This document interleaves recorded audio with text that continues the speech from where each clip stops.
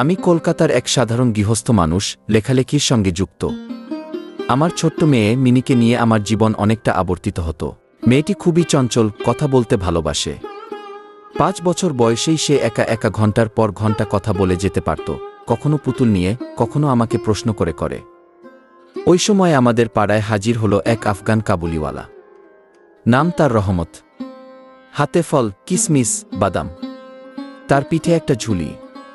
Mini জানালা দিয়ে দেখে ডাকতে লাগলো, কাবুলিওয়ালা, ও কাবুলিওয়ালা, তোমার ওই ঝুলিতে কি আছে গো?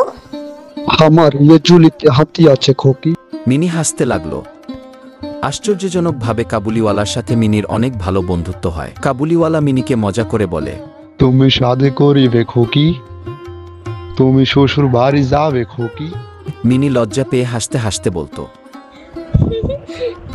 না না।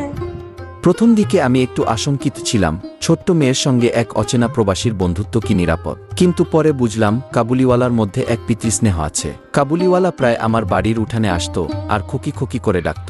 খোকি, খোকি বাসে আছে খোকি। মিনি জানালা খুলে গল্প শুরু করত। খোকি জানে তো মেরি পাশ একটি ঘোড়া একটি হাতি আছে। মিনির এত্তেত্ব অনর্গল কথার একমাত্র ধৈর্যশীল শ্রোতা হল রহমত। মিনির সাথে তার খুবই সখ্যতা হয়, কিন্তু মিনির মা তাদের এই সখ্যতা পছন্দ করত না।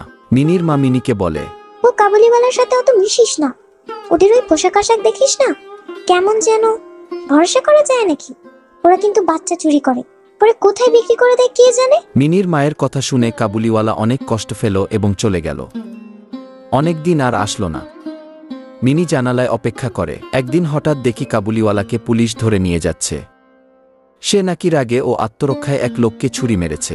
মিনি কাঁদতে কাঁদতে বলল, কাবুলিওয়ালা, ও কাবুলিওয়ালা, তুমি কোথায় যাচ্ছ? তুমি কি আর ফিরবে না? কাবুলিওয়ালা কোনো উত্তর না দিয়ে মায়ের দৃষ্টিতে তাকিয়ে রইল। পুলিশ তাকে নিয়ে গেল।